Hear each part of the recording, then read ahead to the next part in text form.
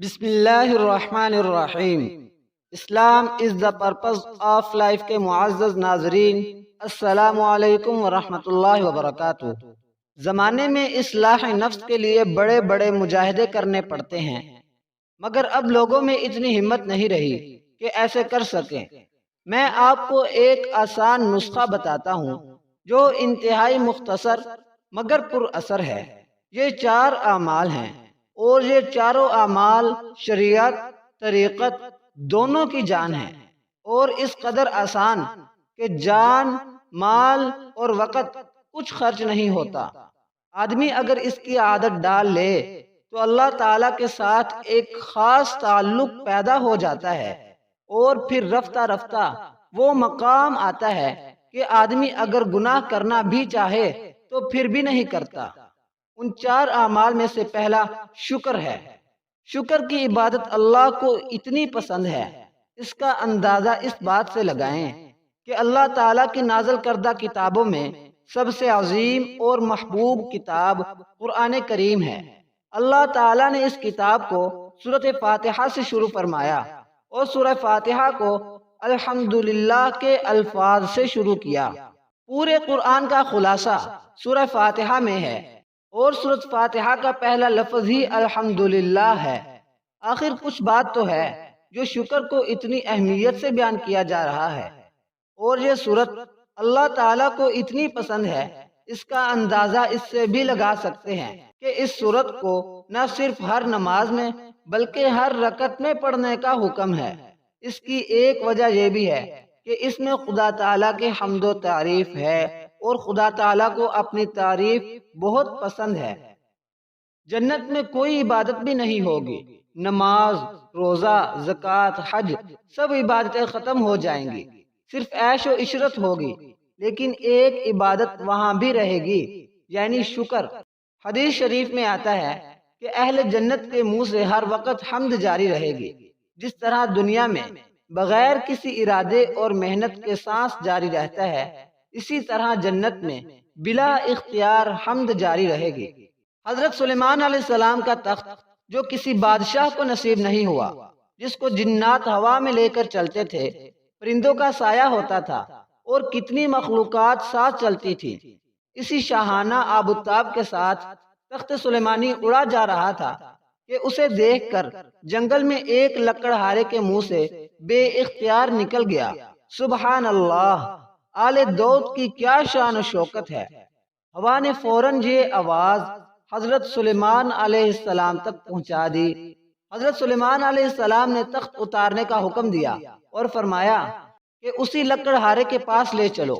لکڑہارا تھر تھر کانپنے لگا کہ معلوم نہیں مجھ سے کیا جرم سرزد ہو گیا ہے۔ حضرت سلیمان علیہ السلام نے پوچھا، تم نے کیا کہا تھا؟ اس بیچارے کو خوف کی وجہ سے یاد بھی نہ رہا تھا۔ کچھ دیر سوچ کر کہا، میں نے تو صرف یہی کہا تھا کہ سبحان اللہ، آل داؤد کی کیا شان ہے۔ حضرت سلیمان علیہ السلام نے فرمایا کہ تجھے لشکر سلیمانی دیکھ کر تو رشک آیا، لیکن تجھے یہ بات معلوم نہیں کہ تو نے جو سبحان اللہ کہا تھا اس کے سامنے ایسے ہزاروں لشکر کی کوئی حیثیت نہیں۔ تجھے معلوم بھی نہیں کہ صرف ایک مرتبہ سبحان اللہ کہنے سے تجھے کتنا اونچا مقام مل گیا ہے۔ شکر کا ایک اور عظیم فائدہ یہ ہوتا ہے کہ انسان تکبر سے محفوظ رہتا ہے، کیونکہ جتنی بھی نعمتیں اسے حاصل ہوتی جاتی ہیں ان کو وہ اپنا کمال نہیں سمجھتا، بلکہ اللہ ہی کا انعام سمجھتا ہے اور اس کا اقرار کرتا رہتا ہے۔ تو جب اپنے کمال پر نظر نہ رہی بلکہ اللہ ہی کی طرف ان کی نسبت کرتا رہتا ہے، تو پھر اکڑنا اور اترانا کس بات پر ہوگا؟ تکبر اتنا خوفناک گناہ کبیرہ ہے کہ حضور اقدس صلی اللہ علیہ وآلہ وسلم کا ارشاد ہے، جس کا ترجمہ یوں ہے، وہ شخص جنت میں نہ جائے گا جس کے دل میں ذرہ برابر بھی تکبر ہو۔ دوسرا عمل صبر۔ ہمارے معاشرے میں یہ تصور رائج ہے کہ انا للہ کا کلمہ صرف اسی وقت پڑھا جاتا ہے جب کسی کا انتقال ہو جائے، حالانکہ اس کلمے کو صرف انتقال کے ساتھ خاص کر لینا درست نہیں ہے۔ روایات میں آتا ہے کہ ایک مرتبہ آن حضرت صلی اللہ علیہ وآلہ وسلم کے سامنے ایک چراغ جلتے جلتے بجھ گیا تو آپ صلی اللہ علیہ وآلہ وسلم نے انا للہ و انا الیہ راجعون پڑھا۔ حضرت عائشہ صدیقہ رضی اللہ عنہا نے پوچھا، یا رسول اللہ صلی اللہ علیہ وسلم، کیا یہ بھی مصیبت ہے؟ فرمایا، ہاں، جس چیز سے مسلمان کو تکلیف ہو وہ مصیبت ہے اور اس پر ثواب کا وعدہ ہے۔ ایک حدیث میں آیا ہے کہ مسلمان کو جو ایک کانٹا چبھتا ہے اس سے بھی اس کو ثواب ملتا ہے۔ ایک اور حدیث میں آتا ہے کہ مومن ہر حالت میں کامیاب ہے، اس لیے کہ کوئی خوشی ملتی ہے تو وہ شکر کرتا ہے، اور اگر کوئی مصیبت آتی ہے تو صبر کرتا ہے، اور اللہ تعالیٰ کو صابر و شاکر بندہ بہت پسند ہے۔ ہر چھوٹی بڑی ناگوار چیز پر صبر کرنا چاہیے اور انا للہ و انا الیہ راجعون کہنا چاہیے، کیونکہ صبر سے اللہ کی معیت نصیب ہوتی ہے۔ اللہ تعالیٰ کا ارشاد ہے کہ ان اللہ مع الصابرین، یعنی یقیناً اللہ تعالیٰ صبر کرنے والوں کے ساتھ ہوتا ہے۔ تیسرا عمل استغفار ہے، اور اس میں بھی جان و مال یا وقت کچھ خرچ نہیں ہوتا۔ جب بھی کوئی چھوٹا گناہ سرزد ہو جائے تو شرمندہ ہو کر بس یہ کہہ دیا جائے، استغفر اللہ، اے اللہ میں معافی مانگتا ہوں۔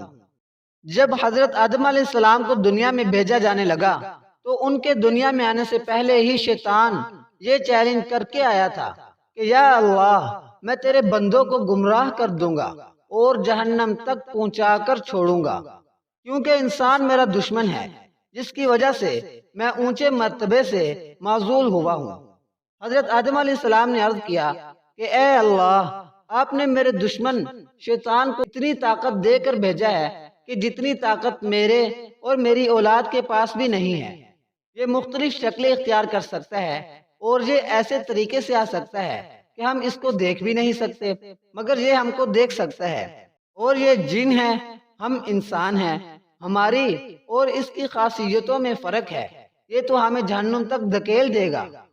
اللہ تعالیٰ نے فرمایا، اے آدم، بے شک ہم نے اسے بے پناہ قوتیں دے رکھی ہیں، لیکن اس کی قوتوں سے مقابلہ کرنے کا ایک ہتھیار ہم تمہیں دیتے ہیں۔ جب تک اس ہتھیار کو استعمال کرتے رہو گے تو شیطان کا کوئی حملہ تم پر کام نہیں کرے گا، اور اس ہتھیار کا نام استغفار ہے، یعنی جب کبھی گناہ ہو جایا کرے دل سے استغفر اللہ کہہ دیا کرو۔ اگر ایک مرتبہ گناہ ہو گیا، توبہ کر لی، پھر دوبارہ وہی گناہ ہو گیا تو پھر توبہ کر لو، اللہ تعالیٰ پھر معاف کر دیں گے، یہاں تک کہ اگر ایک گناہ 70 مرتبہ بھی ہو جائے اور ہر مرتبہ توبہ کر لی جائے تو وہ ہر بار معاف ہو جائے گا، کیونکہ توبہ کے دروازے کھلے ہوئے ہیں۔ لہٰذا اگر 1000 مرتبہ بھی توبہ ٹوٹ جائے تو پھر جوڑ لو، وہ رحیم و کریم 1000 مرتبہ بھی معاف فرما دیں گے۔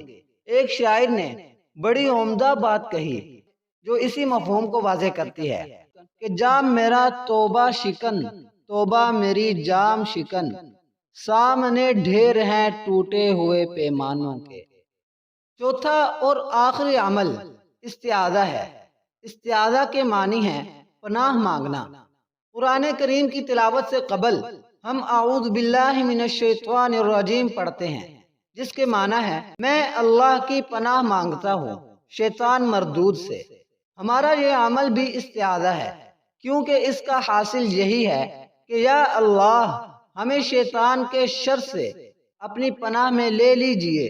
تلاوت قرآن کریم سے پہلے اعوذ باللہ من الشیطان الرجیم پڑھنا ضروری ہے، خود قرآن کریم میں اس کا حکم دیا گیا ہے۔ ایک بزرگ نے لوگوں سے پوچھا، بتاؤ، ایک زبردست نشانے باز ہے جس کا کوئی نشانہ خطا نہیں ہوتا، آسمان اس کی کمان ہے اور کائنات کی تمام مصیبتیں اور رنج و غم اس کے تیر ہیں، بتاؤ اس سے بچنے کا راستہ کیا ہے؟ لوگوں نے کہا، ایسے نشانے باز سے تو بچنا ممکن ہی نہیں۔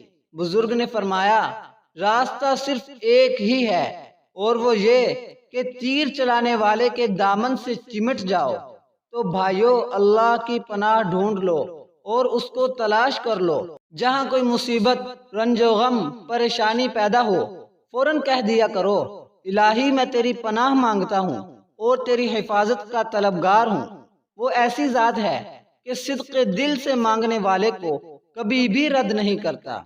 تو خلاصہ یہ ہوا کہ کل 4 اعمال ہیں: شکر، صبر، استغفار اور استعاذہ۔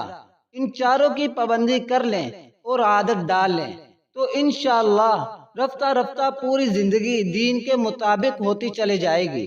دین و دنیا بھی محفوظ رہے گی اور گناہوں سے نفرت اور نیکیوں سے رغبت پیدا ہوگی۔ اللہ کا قرب بڑھتا چلا جائے گا اور اللہ تعالی سے ایک خاص تعلق محسوس ہونے لگے گا۔ انسان کی زندگی میں کل 3 زمانے آتے ہیں: ایک ماضی، دوسرا حال، تیسرا مستقبل۔ استغفار کے ذریعے ماضی محفوظ ہوا، شکر اور صبر سے حال محفوظ ہوا اور استعاذہ سے مستقبل محفوظ ہو گیا۔ جب تینوں زمانے محفوظ ہو گئے تو پوری زندگی محفوظ ہو گئی۔ ان چاروں اعمال کی جو شخص عادت ڈال لے گا وہ انشاءاللہ ہر وقت اللہ کی نصرت و رحمانیت کو محسوس کرے گا۔